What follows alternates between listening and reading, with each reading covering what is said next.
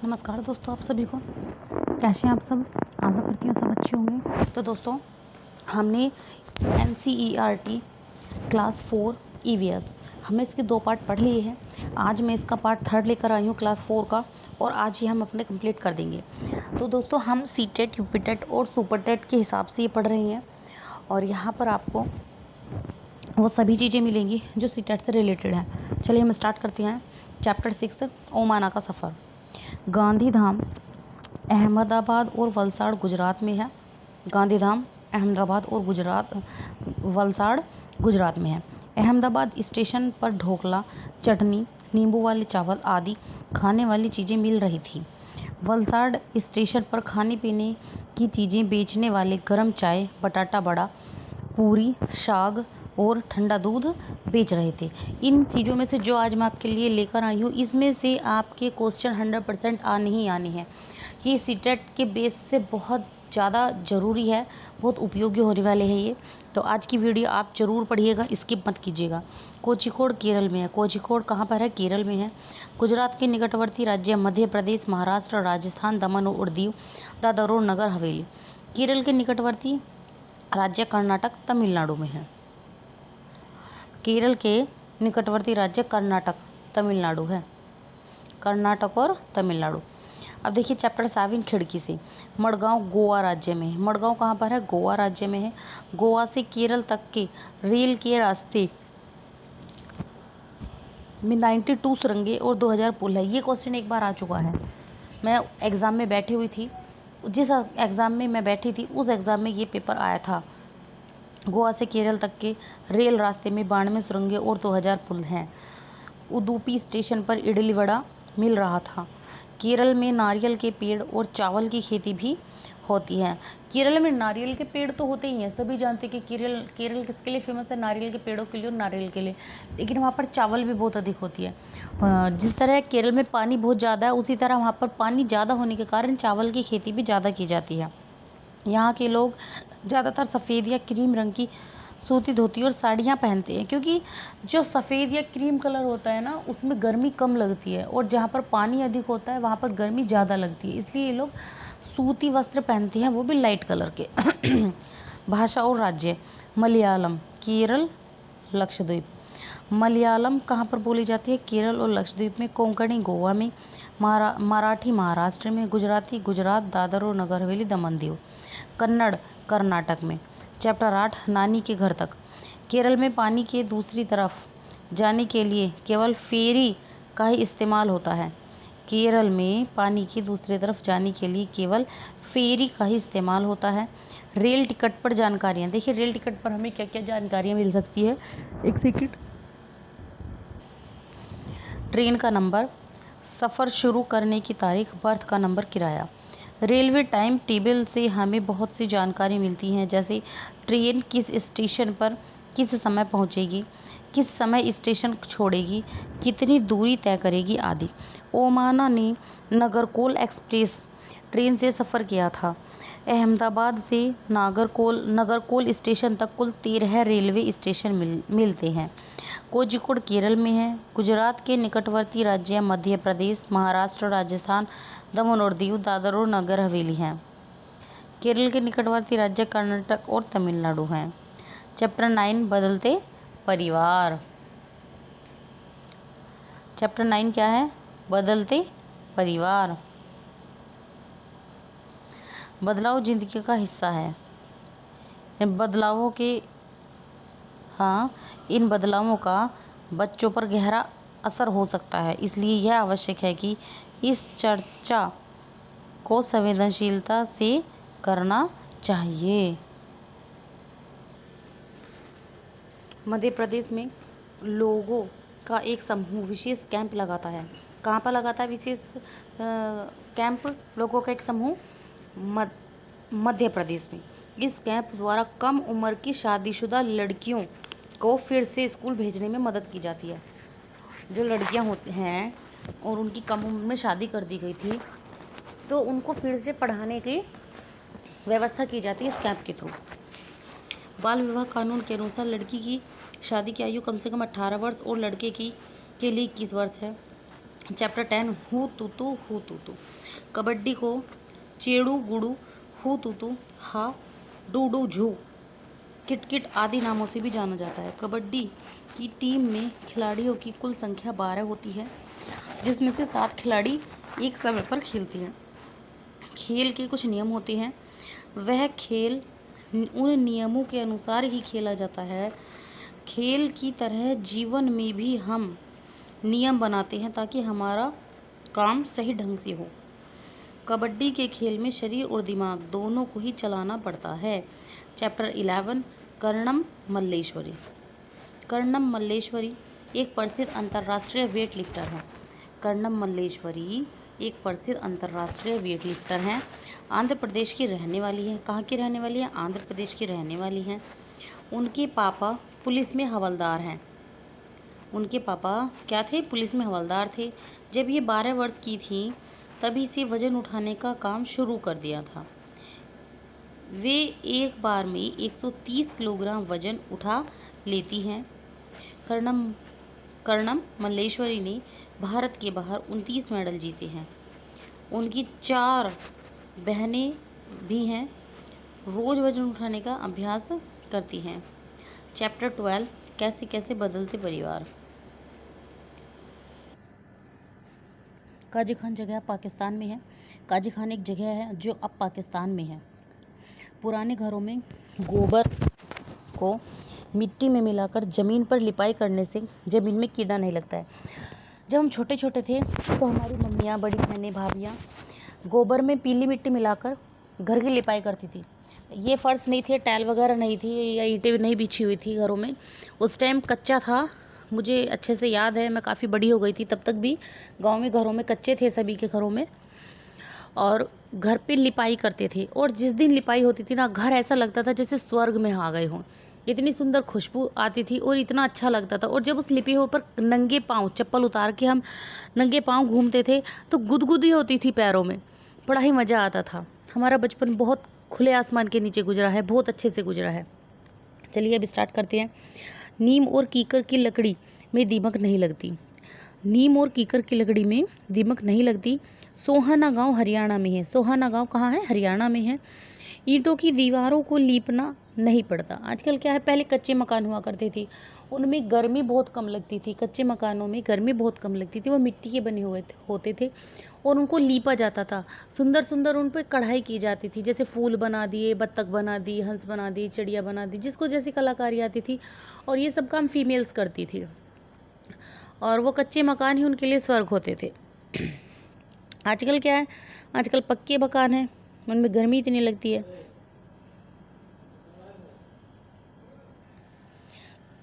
साल में एक बार ईंटों की दीवारों को चूने से पुताई की जाती है। सोहाना गांव दिल्ली से जाते समय रास्ते में गुड़गांव शहर पड़ता है। सोहाना गांव जाते हैं, जब दिल्ली से सोहाना गांव जाते हैं तो रास्ते में गुड़गांव पड़ता है। चैप्टर 13 पहाड़ों से समुद्र तक। पानी साफ करने का सबसे अच्छा तरीका पानी को उबालना। बसवा का खेत। चैप्टर 14 बसवा कर्नाटक के बेलवनिका गांव में रहता है। जुलाई के माह में प्याज की फसल उगाई जाती है। खुंटी से खेत की मिट्टी को नरम किया जाता है।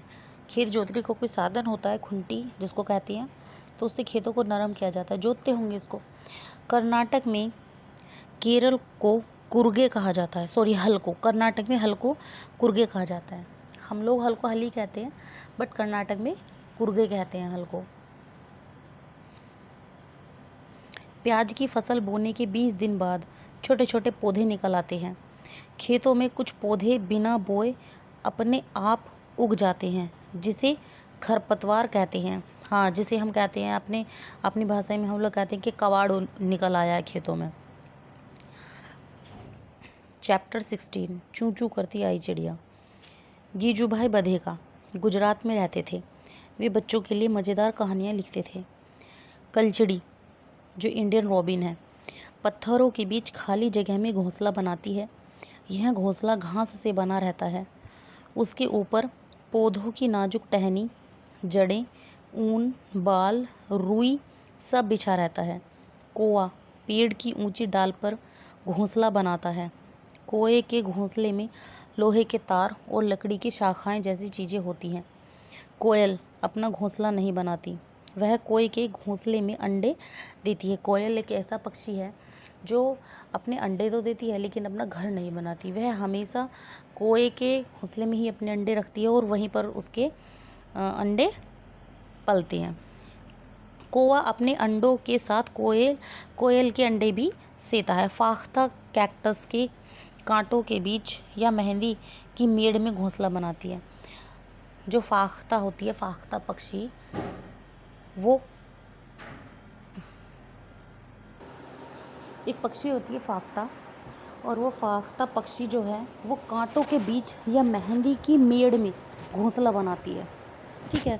गोरैया अलमारी के ऊपर आईने के पीछे घर की दीवार के आले में अपना घोंसला बनाती है। गोरैया अलमारी के ऊपर आईने के पीछे घर की दीवार के आले में अपना घोंसला बनाती है। कबूतर पुराने मकान या खंडहरों में अपना घोंसला बनाते हैं। कबूतर कहाँ घोंसला बनाते हैं? पुराने मकान या खंडहरों में अपना घोंसला बनाती हैं। या कबूतर ऐसा भी करते हैं कि जैसे भाई अब तो आजकल तो सबके लेंटर के मकान हो गए हैं, पहले होते थे कड़ियों के मकान, तो उन कड़ियों में कबूतर ना जाने कैसे तो अपना घोंसला बनाते थे, कैसे ना, छोटे से छेद में भी अपना घोंसला बना डालते थे। हम छोटे छोटे थे, हम बहुत देखते थे पक्षियों के घोंसले, बहुत रिसर्च किया हमने पक्षियों के घोंसलों पर। बसंत गोरी पेड़ के तने में गहरा छेद बनाकर उसमें अंडे रखती है। बसंत गोरी एक चिड़िया होती है, पक्षी होती है, वो पेड़ के तने में गहरा छेद करेगी, उसमें फिर अपने अंडे रखती है। कलाकार है भाई चिड़िया भी। दर्जन चिड़िया अपनी नुकीली चोंच से पत्तों को सी लेती है और उससे अपनी बनी थैली को अंडे देने के लिए तैयार करती है। यही उसका घोंसला है। जो दर्जन चिड़िया होती है अपनी नुकीली चोंच से पत्तों को सी लेती है, इसीलिए इसको दर्जन बोला जाता है। एक थैली बना लेती है और उस थैली के अंदर अपने अंडे रखती है और वही उसका घोंसला होता है। शक्करखोरा किसी छोटे पेड़ या झाड़ी की डाली पर अपना लटकता हुआ घोंसला बनाते हैं। इसके घोंसले में बाल, बारीक घास, पतली टहनियाँ, सूखे पत्ते, रुई, पेड़ की छाल के टुकड़े और कपड़ों के चीथड़े होते हैं। यहाँ तक कि मकड़ी के जाले भी होते हैं। शक्करखोरा एक पक्षी है जो छोटे पेड़, झाड़ी पर अपना लटकता हुआ घोंसला बनाते हैं। इसके घोंसले में बाल, बारीक घास, पतली टहनियाँ, सूखे पत्ते, रुई, पेड़ की छाल के टुकड़े और कपड़ों के चीथड़े होते हैं। यहाँ तक कि मकड़ी के जाले भी होते हैं। वीवर पक्षी नर वीवर पक्षी अपने अपने घोंसले बनाते हैं। मादा वीवर उन सभी घोंसलों को देखती है। उनमें से जो भी सबसे अच्छा लगता है उसमें ही वह अंडे देती है। गाय के आगे के दांत छोटे होते हैं। गाय के आगे के दांत तो होते हैं छोटे, पत्तों को काटने के लिए, घास चबाने के लिए पीछे के अंदर चपटे और बड़े दांत होते हैं। पता है जो गाय भैंस होती है, पहले ये अपना जो इनके सामने हम चारा डालते हैं, बोलते गांव में न्यार, हम के खोर में न्यार कर देते हैं, भर देते हैं न्यार ज़्यादा सा। हम पता चल जाता है कि भाई एक टाइम में हमारी गाय भैंस कितना न्यार खा सकती है। जिस तरह हमें खाना ताज़ा चाहिए होता है, उसी तरह गाय भैंसों को अगर ताज़ा न्यार डालते हैं, ताज़ी खलचूरी डालते हैं, तो वो बहुत खुश होकर खाते हैं। तो क्या करते हैं, वो पहले एक साथ पूरा खा लेते हैं। वो एक साथ पहले पूरा खा लेते हैं, 1 घंटा 2 घंटा जितना भी उनको टाइम लगता है वो खा लेते हैं। फिर क्या करते हैं, वो बैठ जाते हैं, अपना न्यार खा के ये बैठ जाती हैं गाय भैंस। और फिर करते हैं जुगाली। और जुगाली किससे करते हैं? जो उनके पुराने बड़े दांत होते हैं ना, जबड़े जाड़, उनसे करते हैं। वो बड़े बड़े नुकीले दांत होते हैं। बिल्ली के दांत नुकीले होते हैं जो मांस फाड़ने और काटने के काम आते हैं। सांप के दांत नुकीले होते हैं पर वह अपने शिकार को चबाकर नहीं खाता बल्कि निगल लेता है। जो सांप होता है उसके भी दांत होते हैं लेकिन वो अपने शिकार को चबाता नहीं है बल्कि पूरा का पूरा ही निगल लेता है। जहरीला है भाई, उसके अंदर सब गल जाएगा। गिलहरी के दांत हमेशा बढ़ते रहते हैं। दांतों से काटने और कुतरने के कारण उनके दांत घिसते रहते हैं। गिलहरी के दांत हमेशा घिसते रहते हैं तो हमेशा बढ़ते भी रहते हैं। नंदिता मुंबई भीड़ भाड़ वाला इलाका है। चैप्टर 18 पानी कहीं ज़्यादा कहीं कम। नलमाड़ा आंध्र प्रदेश में स्थित है। नलमाड़ा कहाँ पर है? नलमाड़ा एक गांव है या शहर है या उनका प्रदेश है, क्या है? वो आंध्र प्रदेश में है। बाजार गांव महाराष्ट्र में स्थित है। बाजार गांव महाराष्ट्र में स्थित है। कफ परेड मुंबई में है। कफ परेड मुंबई में है। गंदा पानी पीने से दस्त और हैजे से लोग बीमार हो जाते हैं। दस्त या उल्टी के कारण हमारे शरीर से हमारा बहुत सारा पानी बाहर निकल जाता है। यह शरीर के लिए हानिकारक होता है। पानी की कमी को पूरा करने के लिए पानी में शक्कर और नमक मिलाकर पीना चाहिए। अच्छा, चीनी और नमक मिलाकर घोल बनाकर पीना चाहिए। कर्नाटक में होलगुंडी गांव स्थित है। कर्नाटक में एक होलगुंडी गांव स्थित है। इस गांव में बच्चों की पंचायत का नाम भीमा संघ है। बच्चों की पंचायत होती है और उसका नाम है भीमा संघ। चैप्टर 19 जड़ों का जाल।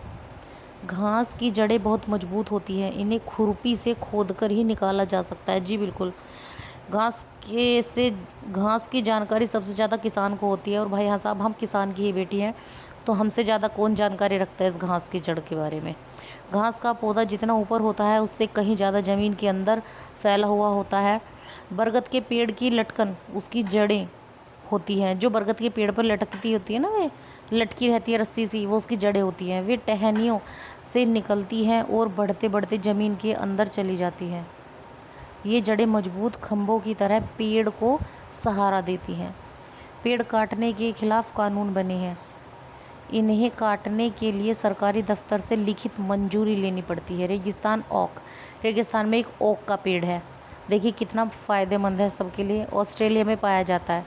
ये नाम तो इसका रेगिस्तानी ओक है, लेकिन पाया कहाँ जाता है? ऑस्ट्रेलिया में। ये हमेशा कंफ्यूज होते हैं लोग इसमें। इसकी ऊंचाई 11 से 12 फीट होती है। इसकी जड़ें ज़मीन में बहुत गहरी होती है। पानी तने में जमा होता है। ज़रूरत पड़ने पर तने में पाइप लगाकर पानी निकाल लेती है। इसमें से एक क्वेश्चन ज़रूर आता है, ये बहुत इंपॉर्टेंट चैप्टर है। चैप्टर 20 मिलकर खाएं। असम में चावल की नई फसल कटने पर बिहू का त्यौहार मनाया जाता है। तो बिहू का त्यौहार कहाँ मनाया जाता है? असम में। क्यों मनाया जाता है? चावल की नई फसल कटने पर। घास और बांस से तैयार घर को भेला घर कहते हैं। उरुका बिहू से पिछले दिन की शाम को कहते हैं। बोरा और चेवा चावलों के दो प्रकार हैं जो पकने के बाद चिपचिपे हो जाते हैं। इसे असम में खाया जाता है। अच्छा जी, जो चावल हैं इस तरीके के, बोरा और चेवा चावलों के दो प्रकार हैं जो पकने के बाद चिपचिपे हो जाती है। कहाँ जा खाए जाते हैं? असम में खाया जाता है। चेवा चावल ताओ यानी कहाड़ी को कड़ाही को ताओ यानी ताओ को आग पर रखकर उसमें पानी उबालते हैं और उस पर भीगे हुए चावलों से भरी हुई कड़ाही रखकर पकाते हैं। असम में चाय के साथ मीठा दिया जाता है। असम में चाय के साथ क्या दिया जाता है? मीठा। वहाँ औरतें पीले रंग के कपड़े पहनती हैं और लड़कियाँ रंग बिरंगी मेखला चादर पहनती हैं। कहाँ? असम में लड़कियाँ रंग बिरंगी चादर पहनती हैं, मेखला चादर, और औरतें पीले रंग के कपड़े पहनती हैं। सात भात शुक्तो। ये भात शुक्तो आया था एक बार क्वेश्चन। भात शुक्तो चावल और रसबली सब्जी होती है, रसीली सब्जी होती है। भात शुक्तो चावल और रसीली सब्जी होती है। मिड डे मील सभी बच्चों का अधिकार 15 अगस्त 1995 को शुरू हुआ। ये सभी बच्चों का अधिकार है और मिड डे मील 15 अगस्त 1995 को शुरू हुआ। चैप्टर 21 खाना खिलाना। गुरुद्वारे की रसोई घर में कई काम हो रहे थे। खाना बड़े बड़े बर्तनों में बन रहा था। वहाँ बड़े पतीले में उड़द और चने की दाल पक रही थी। एक तरफ पतीले में आलू और गोभी की सब्जी बन रही थी।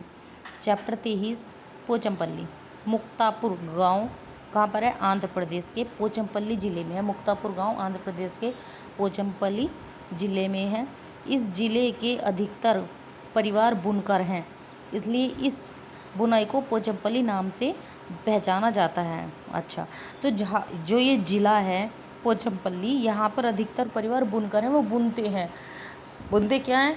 साड़ियाँ, खेस, दुतई, ये सब चीज़ें बुनते होंगे। पोचमपल्ली साड़ियाँ चमकदार रंगों की बहुत ही सुंदर होती हैं। देखा, पोचमपल्ली क्या है? साड़ियाँ हैं जो चमकदार रंगों की और बहुत ही सुंदर होती हैं। ऐसी साड़ी बुनने के लिए एक अच्छी कारीगरी चाहिए। इसके लिए कई दिनों की कड़ी मेहनत करनी पड़ती है। जो पोचमपल्ली साड़ी है वो कई दिनों की मेहनत के बाद तैयार होती है। आंध्र प्रदेश में खास तौर से पोचमपल्ली और कलमकारी साड़ियाँ बनाई जाती हैं। आंध्र प्रदेश में खास तौर से पोचमपल्ली और कलमकारी साड़ियाँ बनाई जाती हैं। कुल्लू की शॉल, बिहार की मधुबनी पेंटिंग, असम की सिल्क, कश्मीर की कढ़ाई, ये बहुत फेमस है। कुल्लू की शॉल, बिहार की मधुबनी पेंटिंग, असम की सिल्क और कश्मीर की कढ़ाई। कढ़ाहा प्रसाद बनाने में आटा, घी और चीनी का इस्तेमाल होता है। चैप्टर 24 दूर देश की बात। मलयालम में चिट्टपन पिता का छोटा भाई और कुजम्मा पिता के भाई की पत्नी को कहती हैं। अबू धाबी रेगिस्तानी इलाके में है। अबू धाबी कहाँ पर है? रेगिस्तानी इलाके में है। यहाँ रेत के पहाड़ होते हैं या रेत के टीले। यहाँ पानी सचमुच बहुत कीमती है। न वहाँ बारिश है, न ही नदियाँ, न झील, न ही तालाब। ठीक है। रेतीली ज़मीन के नीचे तेल होता है, इसलिए वहाँ पेट्रोल आसानी से मिल जाता है। यहाँ पेट्रोल पानी से सस्ता है। अबू धाबी की मुद्रा दिरहम है। वहाँ लोग ढीले ढाले सूती कपड़े पहनते हैं और पूरा शरीर ढक कर रखते हैं ताकि तेज़ धूप से बच सके। चैप्टर 25 चटपटी पहेलियाँ। केरल को मसालों का बगीचा कहा जाता है। यहाँ तेज पत्ता, छोटी इलायची, बड़ी इलायची, काली मिर्च आदि को उगाया जाता है। कहाँ पर? केरल में। केरल को मसालों का बगीचा कहा जाता है। क्वेश्चन आता है। गरम मसाला कई मसालों का पिसा पाउडर जैसे लौंग, इलायची, तेज पत्ता होता है। चैप्टर 26 फौजी वहीदा।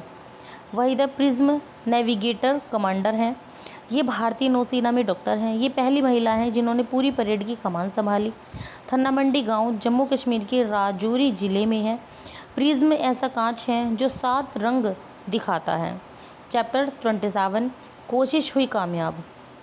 सिकल्पो पुल गांव लद्दाख में है। लद्दाख में माँ को अम्मा ले, पिता को आबा ले और दादी को मेमे ले कहा जाता है। तो आज के लिए इतना ही काफ़ी है। अगर किसी को इस वीडियो के ये चाहिए, PDF चाहिए या नोट्स चाहिए तो प्लीज़ मेरे कमेंट सेक्शन में अपना कमेंट सेंड करें, अपनी ईमेल का सेंड करें या अपना व्हाट्सअप सेंड करें ताकि मैं आपको ये नोट्स आपको सेंड कर सकूं। और मेरे यहाँ पर आपको सभी नोट्स फ्री में दिए जाएंगे, PDF में दिए जाएंगे। और अगर मेरी वीडियो आपको अच्छी लगी हो तो प्लीज़ सब्सक्राइब करें, क्योंकि मेरा चैनल एकदम से नया है और मुझे आप सबके सपोर्ट की बहुत अधिक ज़रूरत है।